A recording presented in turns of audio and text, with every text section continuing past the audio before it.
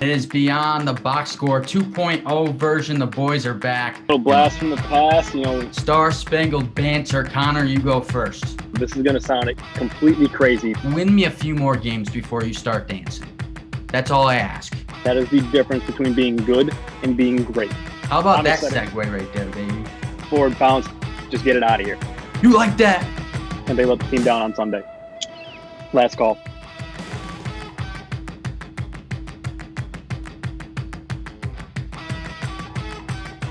Good evening and welcome to Beyond the Box Score here on a Friday, episode 15. Man, it seems like we've been doing it a lot longer than that, but it's episode 15 and it's cold out. We're in January, but that means we are heading into the latter stages of the NFL season. The conference title game's coming up this weekend.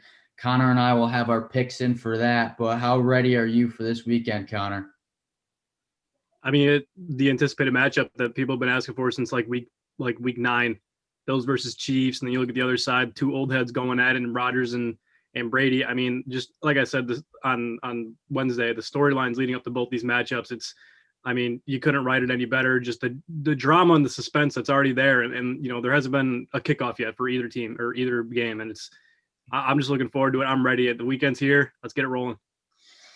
Yeah, it's going to be a lot of fun this weekend.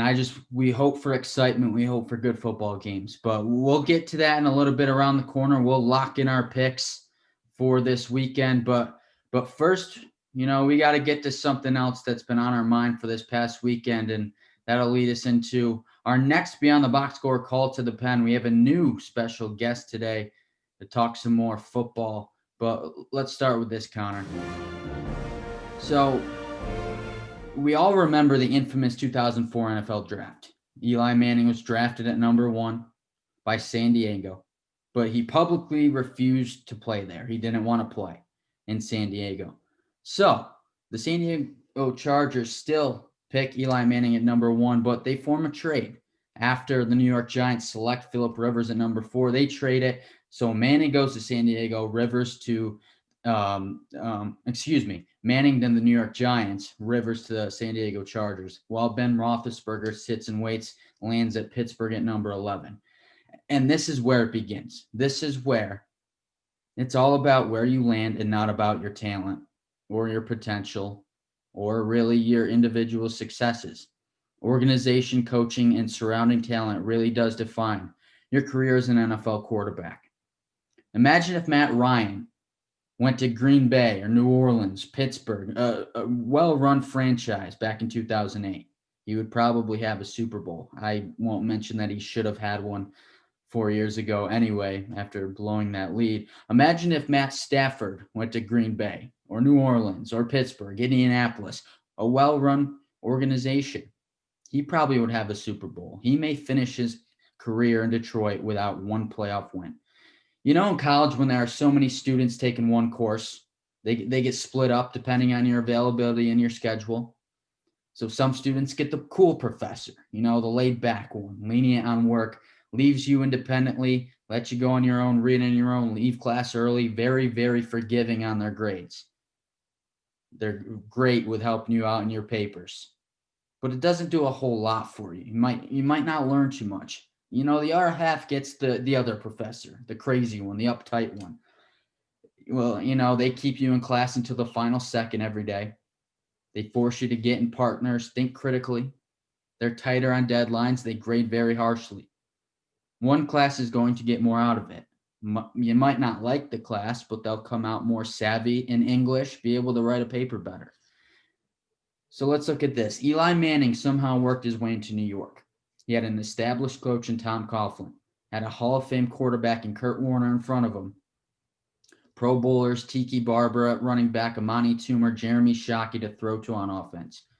Goes to the playoffs. Boom, boom, boom, boom. 4 years in a row. Has a couple of things go his way, a couple of crazy things, and he wins a Super Bowl. Few bad years. Sneaks into the playoffs, NFC champs at 9-7. Another Super Bowl.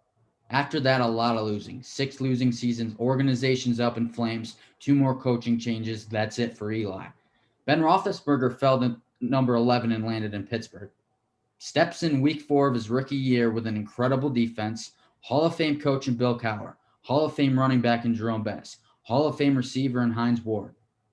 Goes on and wins 13 straight games. Next year, he wins the Super Bowl. Then Pittsburgh did this thing where they go to the playoffs, win a Super Bowl the next year, and then they'd miss the playoffs. No real consistency. The last decade in Pittsburgh, continuously missing the playoffs or not getting into the conference title.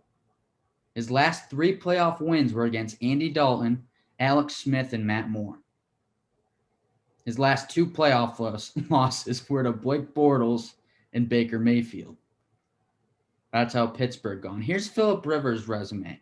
He's had 5 different head coaches, one of them being Marty Schottenheimer, who was fired after going 14-2.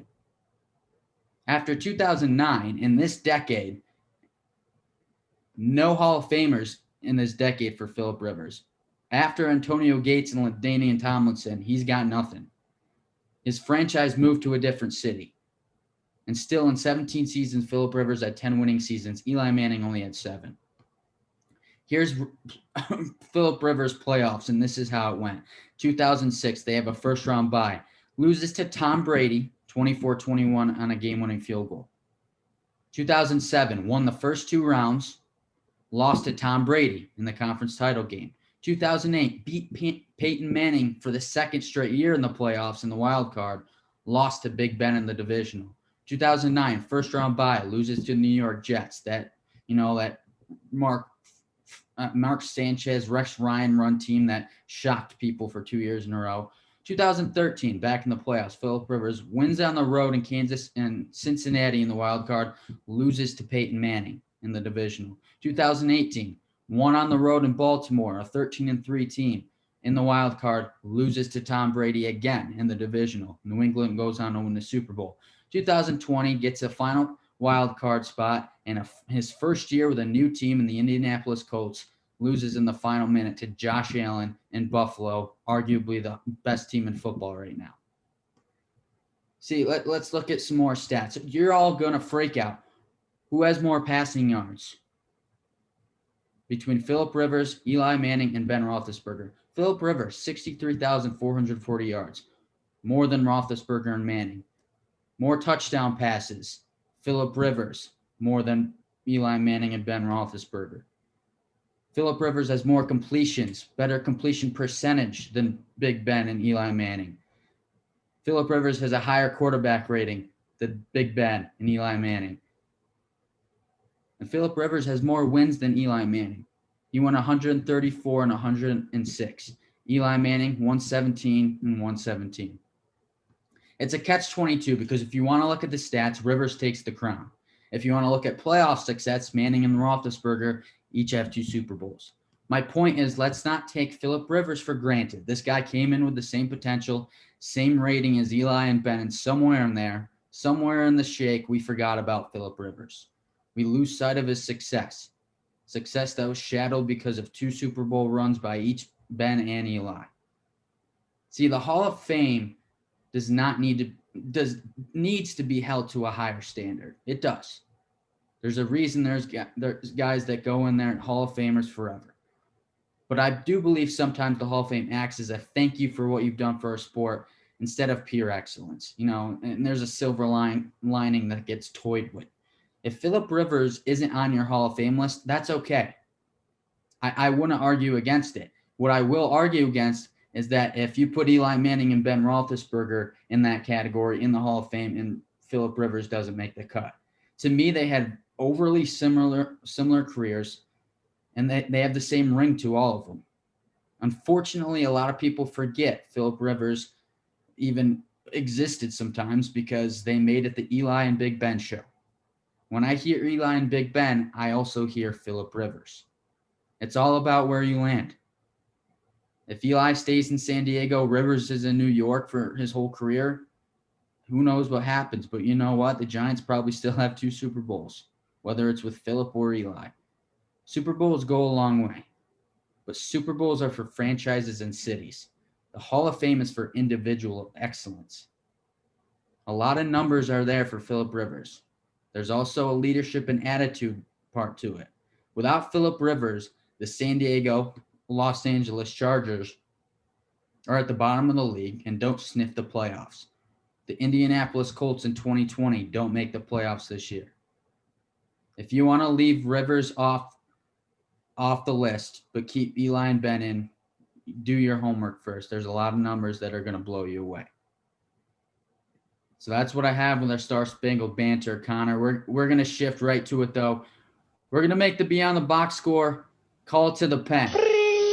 And we're going to bring on a family member here for me, Sam Allen, my cousin, born in Jacksonville. He's been a Jacksonville Jaguar fan his entire life.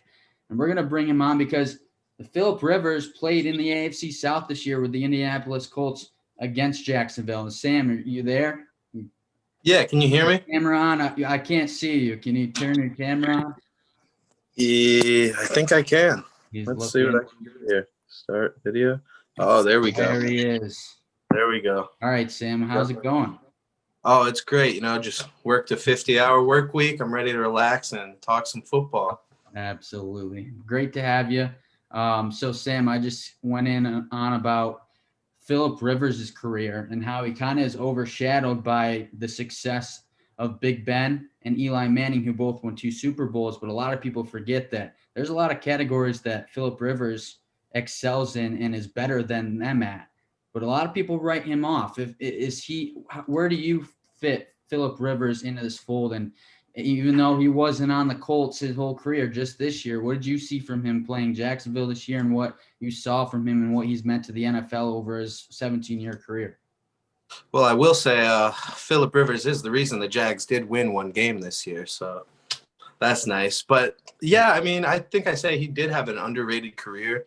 You know, people look at he didn't win any Super Bowls. But, yeah, he was a gunslinger, and every time we played him with the Chargers, he gave us a lot of trouble. So I think Philip Rivers was an exceptional quarterback. He just couldn't win the big ones and was known to, not be a little clutch, but definitely an underrated quarterback that I think deserves to be a Hall of Famer for sure.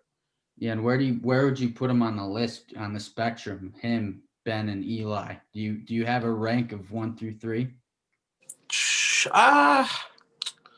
See, I am one of those guys that thinks rings do matter, and while you look numbers, his numbers may top them, but I'd have to go definitely Roethlisberger at the top of the list. Just, you know, the longevity he had in his career and like the success he's had, multiple playoff appearances and the 2 Super Bowl wins. I'd put him at 1. And then I can't put Rivers ahead of Eli. Eli, you know, he had his ups and downs, but he's a 2-time Super Bowl winner and beat one of the best teams of all time. So I think just off that alone, you got to put Eli ahead of Rivers. So I'd put him 3rd still. Okay. But he's still there. He's still relevant with those. Yeah. So glad we're on the same page there, Connor. I know you had a few thoughts about Philip Rivers. Yeah, I'm kind of on the same boat as you guys. I definitely think winning and the team accolades definitely matters, especially in terms of going to the Hall of Fame. But I mean, I think if you end up anywhere in terms of your position and stats, I'm big on that in all-time stats. I think if you're in the top 10 for anything, you should definitely at least maybe not first ballot, but get in at some point. I mean, you look at what Philip Rivers did over his career. He's 5th all time in yards, touchdowns, and completions. I think that right there, it warrants enough. I mean, did he have the team success and team accolades to go along with it? No, but he had a hell of a career. If you're top 5 in those categories and all of those, I think you deserve to be in 110%. All right. Yeah. So I think we're all a little on board here. I think a lot of people did overlook Philip Rivers' career over the last little bit at least. But, you know, with that being said, we're going to shift right into it. We brought you on for Jacksonville, Sam. You know, I know I've known you for a long time, big Jags fan, and, you know, yes, sir. I've had your heart broken several times. You thought you were moving in the right direction a couple years ago before that tough one to New England, but you're in a new era now. After a 1-win season, you got the first pick in the draft. Before we get to that, you made a big move, the hiring of Urban Meyer. You know, one of the greatest college coaches of all time, takes a break, goes into TV, and now he finds his way in Jacksonville. So just your thoughts on that and how you think that's going to shape out. I guess the main word to say is it's excitement. You know, for all the Jags fans I know around, it's just a lot of excitement. You know, we all agree that we think Urban Meyer is going to be a great hire. It's in college, but he has a proven track record to turn teams into winners from what he's done at Bowling Green, Florida, Ohio State. He's been a winner. And, he's going to bring a staff along with him that's going to help us out. He's hired a new DC, OC. So honestly, yeah, I'm just really excited, looking forward to the future. We have a lot of money to spend, lots of draft picks, good young pieces. So just excitement is how I'm feeling about the hire. And like you said, that how he's turned some teams around, just the ability of him to be a kind of a leader of men and shape a culture. He did it in Bowling Green, did it in Utah of all places, and then he brings Florida to a couple national titles. How is his personality, and not even just football mind, but that personality and leading a locker room? How's that going to translate to the NFL? I personally think he's going to be a guy that the players are going to want to get behind. And, what he said in his presser when we hired him was that, in between those lines and those 5 seconds of the play, I want you to go 110%. And, I think guys are going to get behind him, and he's going to build a winning culture in Jacksonville. So I think it'll end up being good for the team, good for the franchise. I mean, since his hire, season tickets have gone skyrocketing in Jacksonville. And just, yeah, the ability to win and have a proven track record, I think, is going to make the players rally behind him. His former college players rave about him. So I'm ecstatic about the hire. So he got the hire. Now the next step in the process is the NFL draft in a couple months. And you have the number 1 pick. And I think it's almost it's a guarantee of what direction you're going in. I think everyone knows it's Trevor Lawrence going at number 1. I guess my question is, do you have any other options that you may want to go with? Is someone else you'd like to see them take a look out instead of being like, absolutely no doubt Trevor Lawrence? And if they do go with Trevor, what's the future look on that, especially with a new head coach coming in at the same time?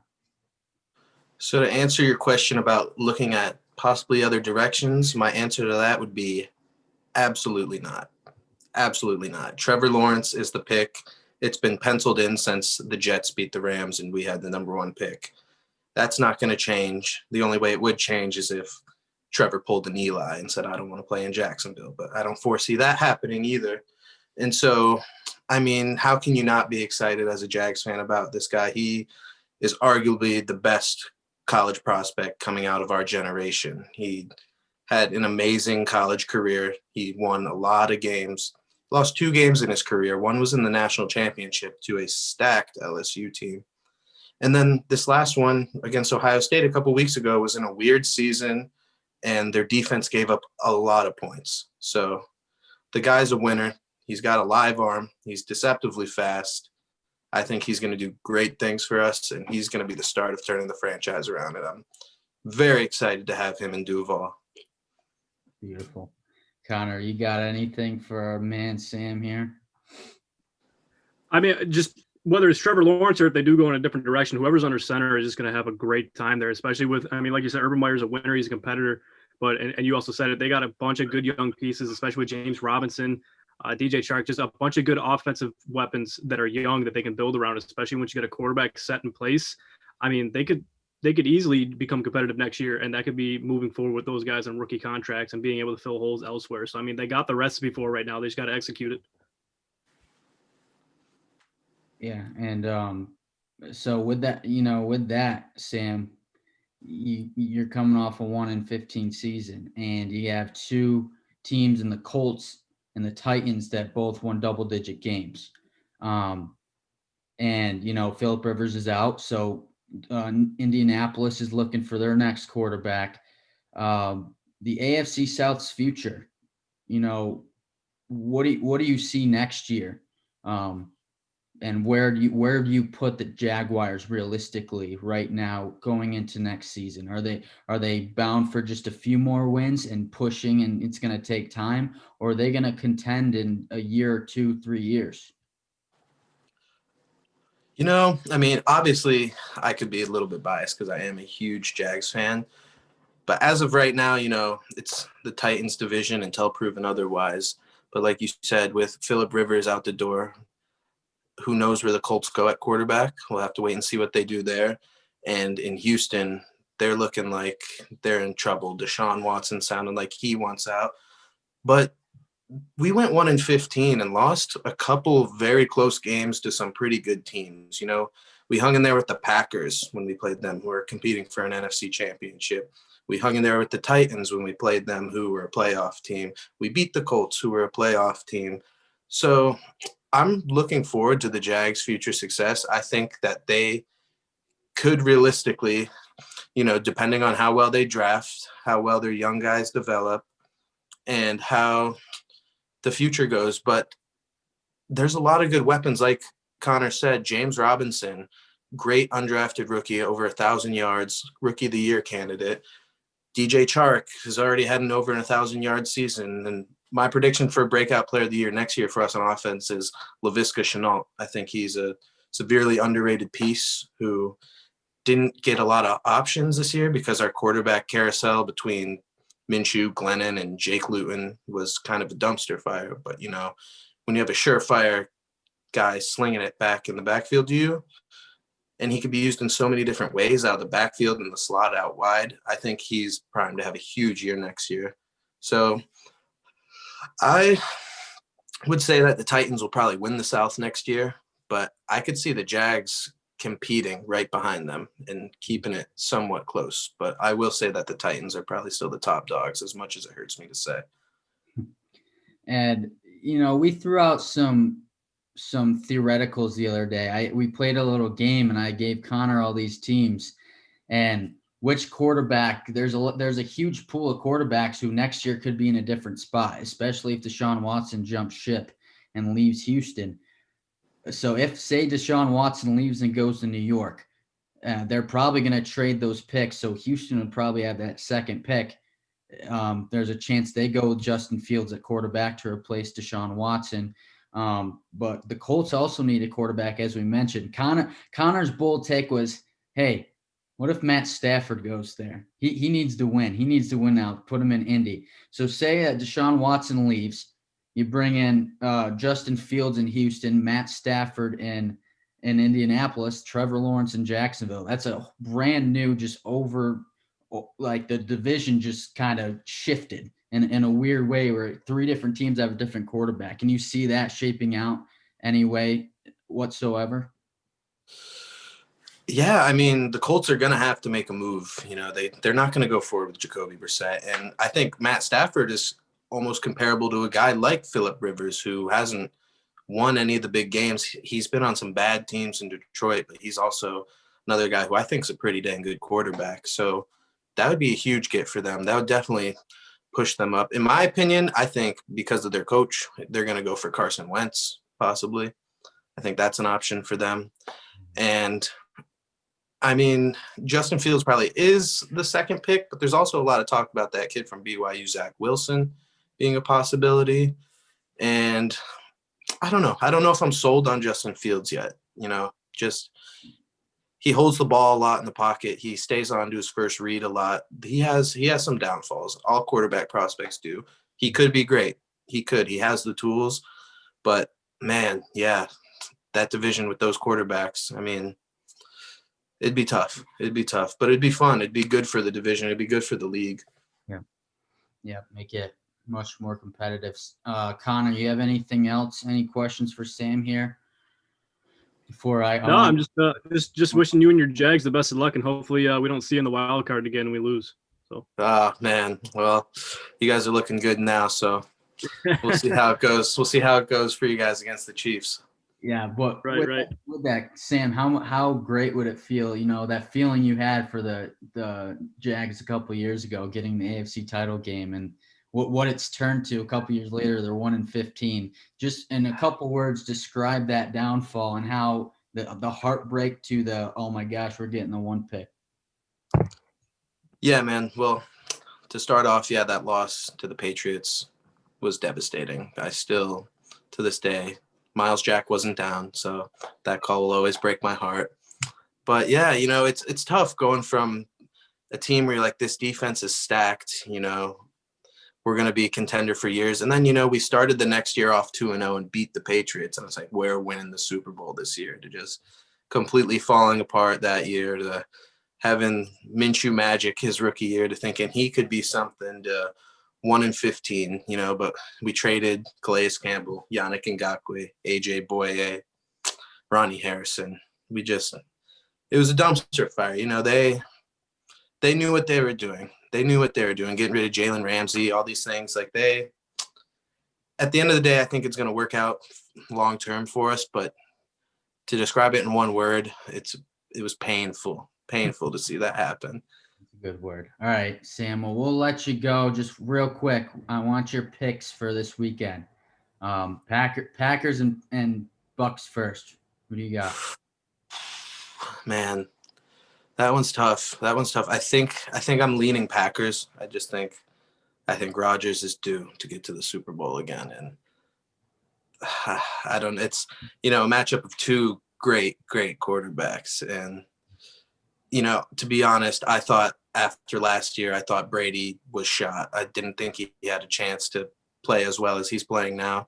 And I think he's solidified that he's not a system quarterback. He's just the GOAT, So obviously Rodgers is going to have to beat the GOAT to get there. And the Bucks also did smoke the Packers earlier in the year, but I'm going to go Packers on that one. Okay. So we got the matchup, that quarterback we've been waiting to see for years, the two of the greatest. And now we got two of the quarterbacks of the future, Mahomes and Allen. Bills, Chiefs, who do you got?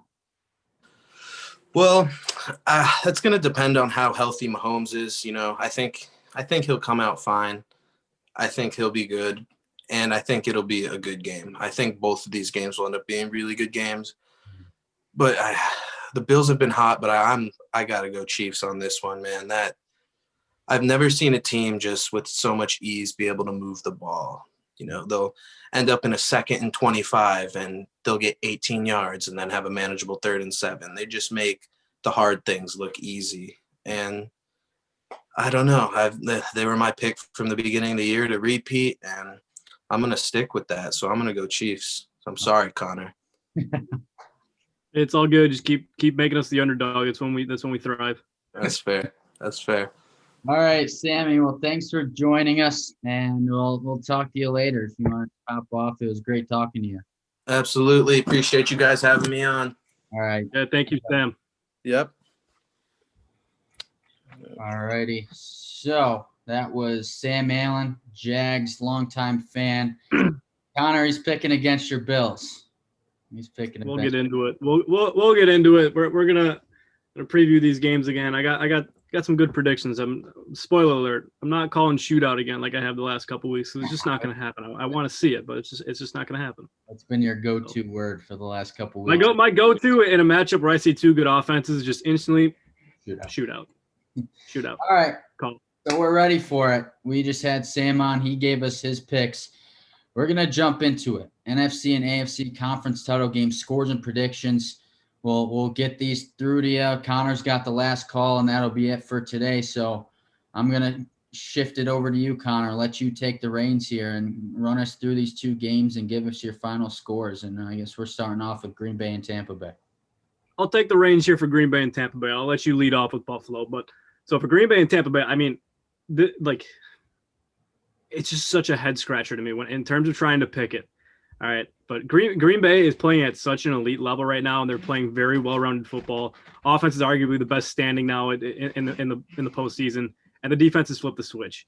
But in this matchup, in this time, on this stage in the conference championship, this is when that could all just come crashing down, as we've seen in the past. Green Bay in their last 5 trips to the postseason resulted in them losing in the conference championship, most recently last year to the 49ers. Over the other side, Tampa Bay, they've been playing extremely well as well. So good that I'm just at such a crossroads of who to take.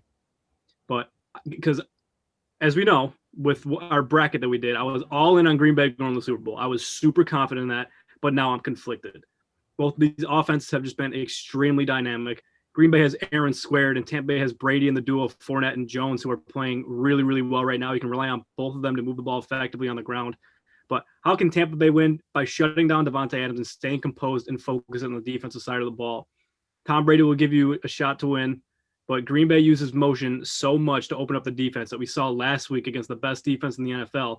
And if they can exploit the Rams, a talented, well-coached team, I feel like they can beat anyone. But at the same time, Tampa Bay completely shut down the Saints, who are another completely dynamic offense. So I feel like at this moment, it's like a flip of the coin. It's like you look over at Green Bay, how can they win? To me, I think it's much simpler for how Green Bay can win. They have LaFleur, who is a genius, who I think is a little bit like McDermott as well, can game plan for anyone. And that's why it's like I want to lean over towards the Green Bay side because to me, I think the way they win is through coaching. But I don't know. Tampa Bay is just playing on another level for me. Last week really kind of showed me a lot of what the defense can really do when they're playing up to their A game. If they bring it out again, I think they win, and they're going to beat Green Bay 31-30.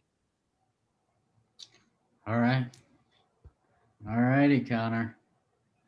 Bold call. Here we go. 31-30. Tampa Bay. So you got Tom Brady reaching his 10th Super Bowl. Wow. That'll be something. Regardless, this is going to be an incredible game. And I just want to put this out there now. These are the two quarterbacks that I have enjoyed watching the most since I started watching football, and they've been proven to be two of the greatest quarterbacks we've ever seen in the history of the NFL, and they happen to be overlap with each other's careers, and we finally get to see a big matchup between these two. So I'll get into my prediction now. And so all week I've gloated about Tom Brady. I told you he'd be back in the conference title game. Connor and I both said it would happen. I said it was an absolute lock that Tampa Bay would not lose to New Orleans for the third time this year. I went on a whole rant about how Tom Brady is Microsoft, how Tom Brady is Alexander Hamilton. He's the brain, the genius, the superhero that's still cooking, that remains in the new era of stars and quarterbacks. So you might assume I'd pick Tampa Bay to win and for Tom Brady to get to his 10th Super Bowl. But here's the thing. A loss for Tampa Bay and Tom is not the end. It doesn't take away all the accolades and historic feats that Tom Brady has accomplished in his career. It doesn't take away what Tampa Bay has done this year. In fact, the Bucs will be back next year, regardless of the outcome this year. Some say it's an all buy-in, buyout for this year. It's either they do it this year, they won't do it next year, it won't happen. I say not. I think they'll be right back in it. With Tom Brady at quarterback and the weapons they have, they're going to find a way back. And next year, they won't just be back in the playoffs. They'll have a division title in their back pocket because they're going to go over the New Orleans Saints. We put a ceiling on Tampa Bay before the season started. There were some that sure were like, they're a super team. We're going to the Super Bowl. But most of us, we didn't outright give Tampa Bay the ring. Realistically, it's Tom Brady in a new offense. He had to learn it like this with no preseason. A lot of weapons. So that makes it tough sometimes to spread the wealth and have an efficient offense when you have so many good receivers and a young defense. Things aren't going to go as smoothly. They'll have their moments, but there will be times when it looks bad. And that's really what it was. There's times this year when Tampa Bay looked awful, but there were times when they looked like the best team in the league. And that's exactly what happened. This is predictable. 10 wins, a wild card, boom. Win a playoff game or two, boom. But this may be where the end of the road is. The thing is, Tampa Bay has only beat two teams all year with a winning record. Those two teams being Green Bay in Week 6, that 3-touchdown blowout that Sam talked about, and then New Orleans last week in the playoffs. So historically, teams do much better the second time around. Green Bay is going to be over-prepared. They're going to fix the things that didn't go right the first time around. They're going to have a chip on their shoulder, and not to mention they're probably the hottest team in football on offense right now with Aaron Rodgers at quarterback. This is Aaron Rodgers' year, MVP and more. I simply do not see anyone stopping their offense. And Aaron Rodgers will finally get the respect he's been longing for by beating a Tom Brady in the NFC Championship game. He's sick of hearing that he's not nowhere near Tom Brady. And it's a matchup we've been waiting for years. This game will not discredit what I said about Tom Brady this past week. In fact, it puts a little sour taste in my mouth that I'm going in this direction and picking against Tom Brady. I have never in my life picked against Tom Brady, ever in the playoffs. But I have to go with my eye test. I have to go with the stats. I have to go with the history of the league. I have to go with what I've seen the Packers do, and I won't go against the MVP of the league this year, which is Aaron Rodgers. I think Green Bay comes out hot. They put up points on the board, and they don't allow Tampa Bay's offense to get comfortable. If you watched last week in a lot of their games, it takes them time to get comfortable. Their first few series of every single game is usually bad. They look that way against Kansas City, LA, all the good teams. Their offense doesn't look good right out the gate. They're not going to be comfortable. Like last week, they went 3-out on their first two series against New Orleans. It looked like it was going to be a bad game. But until New Orleans turned the ball over a few times, Tampa Bay had more possessions, more time, and they got comfortable. And, they took over. But they're uncomfortable. They struggle with that sometimes. Green Bay's going to get up early. Tampa Bay won't settle in until the second half. And that's where I think Tom Brady's going to have an unbelievable second half. They're going to come back, bring it within one score. But Green Bay's going to close this one out. They're going to run the football, which they did last week, which is dangerous. If you add a good rushing attack with Aaron Rodgers, lights out. Green Bay's going to run the football, get a couple first downs, a little play action. Aaron Rodgers, he likes to do spin out, throw to Robert Tonyan in motion, tight end, first down to ice it, and Green Bay goes to the Super Bowl. So my final prediction, Green Bay 30, Tampa Bay 24. A real wise man, and I'm glad you brought it up, which is also kind of why I lean towards the Tampa Bay directions, because a wise man once told me to never pick against Tom Brady in January. And that really kind of resonated in my head. I don't know who told me that, but just kind of made me feel like I should lean towards Tampa Bay a little bit more. So I'm surprised that you went in the Green Bay direction. Like I said, it's not going to take anything away from everything I said about Tom Brady, and it kind of hurts that I have to pick. I don't want to pick against Tom Brady, but I don't see any team stopping Green Bay right now. And it's simply. Well, you're picking against Tom Brady in January, and you told everybody never to pick against Tom Brady in January. First time ever. Well, I mean, I agree with you in some points here, because I definitely think if Green Bay goes up, definitely Aaron Jones is just going to run the clock out. But I think that there's just way too many weapons on the offensive side of the ball for Tampa Bay going up against Green Bay's defense that I just don't like, especially with the moment. I think Tampa Bay is going to be very well prepared and kind of do something that they haven't really done all year, and that's be explosive in the first half. And I think that's just going to carry over in the second half. We've seen all year they've been a second half football team. We've talked about it numerous times too, but I think they get something going in the first half, carry that momentum over in the second half, and Green Bay is going to make it close. I mean, I think it's going to be a one possession game no matter what, a very, very tight ball game. But and I think also part of it too is I'm sick and tired of always trying to pick and side with this is his time. This is what happens. It's like it's written in the stars. This is what should happen. Kind of like me picking a shootout. But yeah, Aaron Rodgers, like it's like that storybook Cinderella tale. But I'm sick of making picks over that. I mean, my eye test tells me that I think Tampa Bay is way too explosive for Green Bay to stop, and that is especially because their run game is completely evolved over the course of the season. And I think that's huge for me. And now that Tom Brady and everybody else, all the new additions, they've all settled in and gotten comfortable and build chemistry with each other. I think that they move on. But okay, that's me. All right. Do you want to get into Buffalo, or you said you wanted me to start Buffalo? I'll let you take this one. Okay. All right. So, Kansas City hosting Buffalo, 1-2. And disclaimer, I actually don't know who you're picking yet. Okay. Good. It'll be a surprise. Don't look at anything. All right. I'm not. So, this game is going to be fun. And we said the first game's going to be fun. They are both going to be fun, and I can't wait. And I can't pick which one's better. They're both equally intriguing. I've been waiting for Aaron Rodgers and Tom Brady, and I've been waiting since halfway through this regular season to see a Buffalo and Kansas City rematch. And I'm just going to put it out there. The last time I picked against the Buffalo Bills, they made me eat my words. And I didn't want to pick against them. I picked them to get to the Super Bowl before the playoffs started. It was a in the moment kind of pick. I had a gut feeling, and I picked against the Bills. So this time, I'm going to try to right the ship. See, this is the moment that myself, Connor, and many others have been waiting for. It's a matchup, like I said, that was almost destined to happen probably back at about halfway point in the season, in the regular season.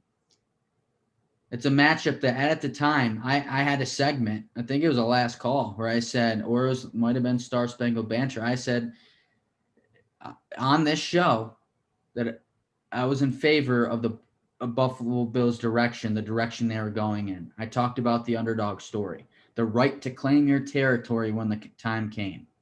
Buffalo won out in the regular season, had a division to play for, has a drought in its back pocket that it's playing for, a city that it's playing for. Hungry to host and win, not just one, not two, but 3 playoff games all this year in this century. Kansas City limped into the playoffs. Kansas City barely slid by in the final 4 weeks, and they sat their starters in week 17. 3 weeks of no football for some of their starters. Kansas City through weeks 11 through 16 only won every game by 6 points or less. Last week almost lost to Cleveland at home. They would have. You could say, like I said, the big point was Patrick Mahomes getting hurt. If he doesn't get hurt, they probably score on every possession. But they had other chances to blow it open. They didn't. They gave Cleveland a chance. The only reason they won is because Chad Henne runs for 13 and a half yards on 3rd and 14, and then they close it out with a pass on an Andy Reid call on 4th and inches. To me, the camel's back is almost broken. The straws are piled up on top of each other. These straws go all the way back to last year's playoffs. Kansas City had to come back from double digits in all 3. They went down by 2 scores to Houston, 2 or 3 scores to Tennessee. They were down 10 in the second half in the Super Bowl. They've slid by in the regular season this year. They slid by in the wild card last week. At some point, enough is enough. You can only work on your time for so long. One slip up and those 3 to 6 point wins fall in your opponent's direction. This is Buffalo's time. This is a franchise in a city that has been circling the wagon, as they like to say, for over 2 decades. A team that has a city behind it like no other. A team looking to overcome 2 decades to find a winning culture. If they don't do it this year, in an uncertain year, when all the cards are in place, they're going to continue to see Mahomes and all these stars year after year. This is their time. This is the time to break the camel's back and shock the world. Josh Allen and Stephon Diggs, they can keep their Superman capes on. I kept saying for weeks that they can't keep them on forever. They got to run the ball, but they can keep them on. If they do, they're going to keep up offensively, and they're going to roll to glory, and their defense is going to rise up and bring Patrick Mahomes back down to earth, and it's going to show everyone why Josh Allen deserves to be in the same class as Patrick Mahomes. The Buffalo Bills with a crazy upset. Final score, 27-24. And that's that. And it So took me a long time to come I'm up. gonna. You what? It took me a long time to come to terms that I was picking Buffalo. I picked him from the beginning. I got to stick with him. If I went and picked Kansas City right now, I'd look like a jackass. I want to see this happen. Okay. I hope you. So I'm going to give you everything that I have is not really from a fan's perspective. It's from my semi-professional, I pay attention to football opinion. And that's something that I've always tried to do with the Bills. It's something that I'm even going to touch on a little bit later too when we close out the show. But this matchup is just what we've said multiple times. It's what we've all been waiting for. It's been hyped up since the halfway point of the season, probably 2 weeks after they lost to Arizona, when they started to look like the best team in football. You got Mahomes starting. He's cleared. He's activated. Is he going to be 110%? No, there's no shot. But who cares? Mahomes is still a superstar, a generational talent.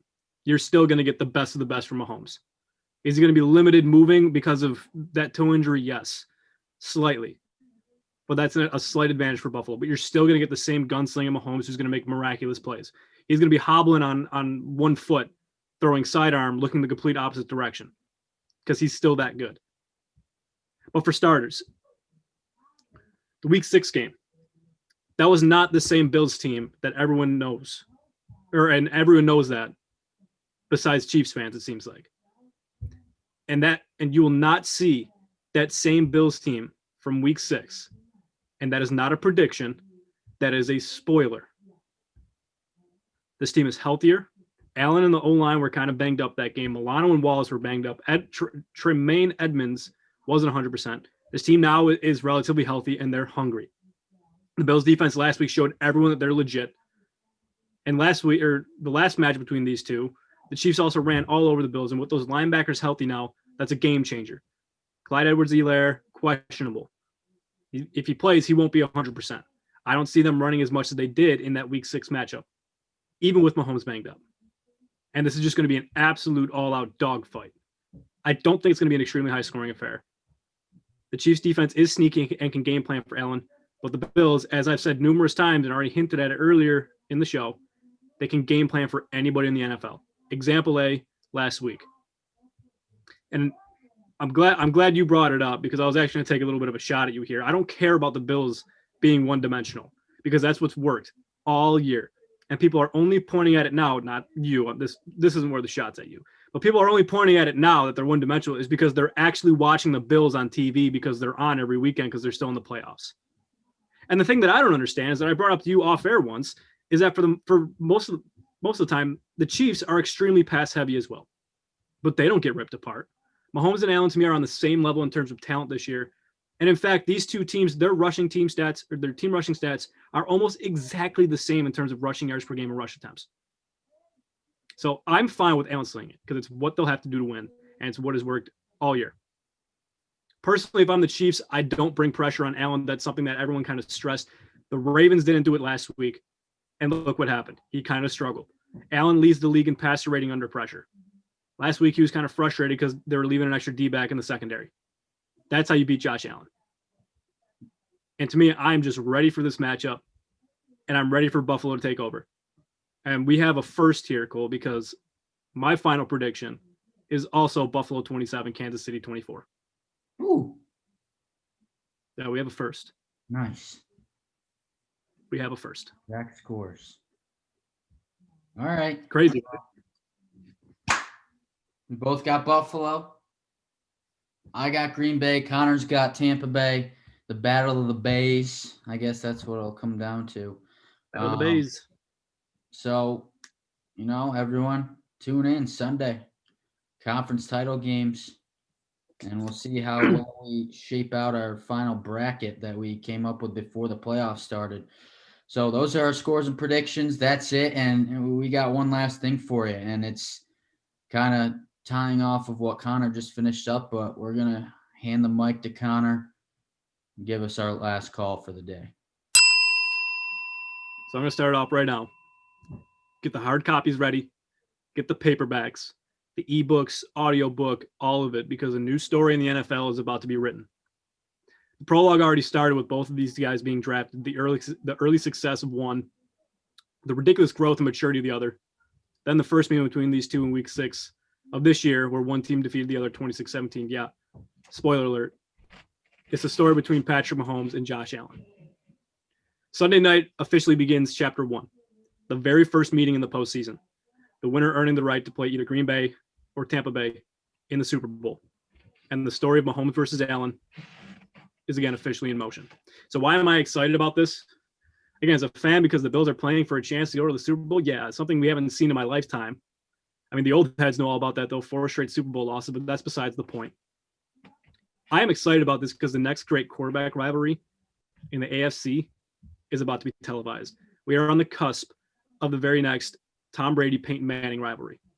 Now, I know it seems really far-fetched, and I'm not comparing, I'm not comparing Tom Brady to Patrick Mahomes or Peyton Manning to Josh Allen or vice versa. I'm talking about the magnitude of quarterback, team on team, and what we are going to see for the next decade. So the Chiefs have already been on top and will continue to dominate the AFC and the NFL. I mean, it's a given. Right now, there's one team in the AFC and one quarterback in the AFC that can stand up to them, go toe-to-toe, shot for shot with them in a matchup, and that's happening on Sunday. All right, backtrack a little bit. The Brady-led Patriots already won their first Super Bowl in 2001 before meeting with Manning and the Colts in 2003, and that's when the rivalry took off. Brady got the better of Manning in their first 6 matchups, including another playoff victory in the divisional round in 2004. Rivalry just keeps growing.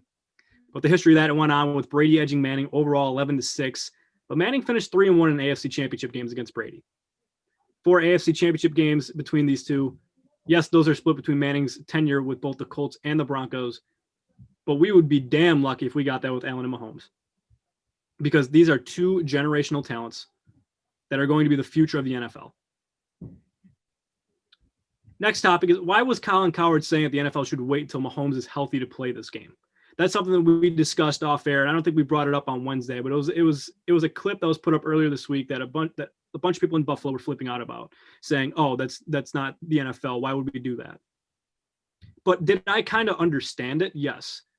Did I think that there should be a legit thing that the NFL should talk about? Absolutely not. It's the NFL. If you're hurt, the show goes on. But why this was even thought of is because everyone has been begging for this matchup after the Bills hit their stride this year. A lot of people, including Colin Cowherd, were putting the Bills as the best team in the NFL to close out the season, and that had a lot to do with the play of Josh Allen.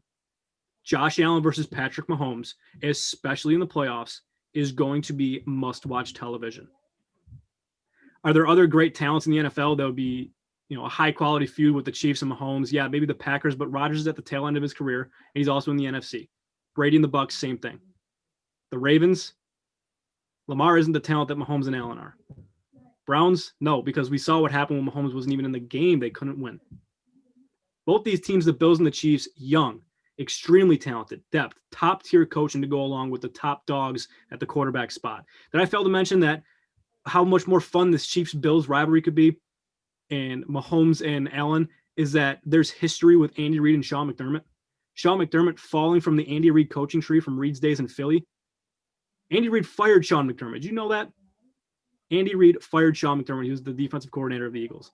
So it's almost like when a child in a movie has to take down his father at the end when he knows that he can be so much stronger or better without him or something. That's just the weird way that I see it. But there's just so much history, so many storylines that go into Chiefs versus Bills, Mahomes versus Allen, Reid versus McDermott, if this all stays as the same, nucleus. But this is going to be the next big rivalry in the game of football. When I say rivalry, I don't mean every game we're going to see, chain snatching, fist thrown and stuff like that. Maybe trash talk, like these dudes hate each other. I mean, do they? Maybe. But it's because Buffalo is living in Kansas City's shadow, constantly going through this underdog mentality. But it's a rivalry now because they are two of the most dominant teams in the NFL, with the two most young, talented quarterbacks in the NFL, with the brightest future, with two of the best coaches in the NFL. So, Cole, probably 10 years from now, when we have family, hopefully by the time I'm 34, I have a family. We're going to look back at this very moment and know when this started and realize how incredibly lucky we were to be entertained by the Mahomes versus Allen rivalry. Because for me, I only got to dive deep into Brady versus Manning when it was coming to a close. So buckle up. Chapter 1, Mahomes versus Allen, Sunday at 6:40. Last call. Chills. 1. Let's go. I'm excited for that as well. I will tell you that. I can absolutely see where you're going with that. The quarterback rivalry, nothing better. And I wasn't going to say it to you because I didn't want to make you all upset or make anyone mad at me. But when Colin Cowherd did mention that, I also understood what he was saying. I don't think it's necessary, but he had some good points saying if Beyonce and Jay-Z did a show and they're sick, they're not going to cancel it. They're going to push it back. So he was using examples that make sense. And it's like, if you push the game back a day to get Mahomes healthy, it's not like people aren't going to watch. You're still going to watch. We've watched football on every day of the week this year in 2020. So I understand where it's coming from. There's no reason to do it, though. I mean, Mahomes is cleared. He's going to play. He's going to be as healthy as he's going to be. But so I'm glad you said it too, that you at least understood where he was coming from. So, from an entertainment standpoint, you want to see Patrick Mahomes versus Josh Allen. You don't want to see Josh Allen versus Chad Henne. No disrespect to Chad Henne, but Chad Henne is not Patrick Mahomes. No. And that's again just top tier television. It's a great matchup and something that we're going to be excited to see for years to come. Yeah. And the fact of the matter is people don't want to hear it, but the NFL is a long-lasting television show. It's a television show. It's a reality series that just keeps going on and on and on. So that's where the whole matchup and watching it comes into play. But you know what else is a TV show? Beyond the Box Score is, and we're wrapping it up again tonight. Connor, thanks for joining me again. From Tonawanda, I'm in Tully, New York. I'm Cole Johnson. Thanks again for joining us here on this beautiful Friday. Episode 15 is a wrap. We will see you next weekend, and we'll recap those conference title games. Thanks for joining us. So long.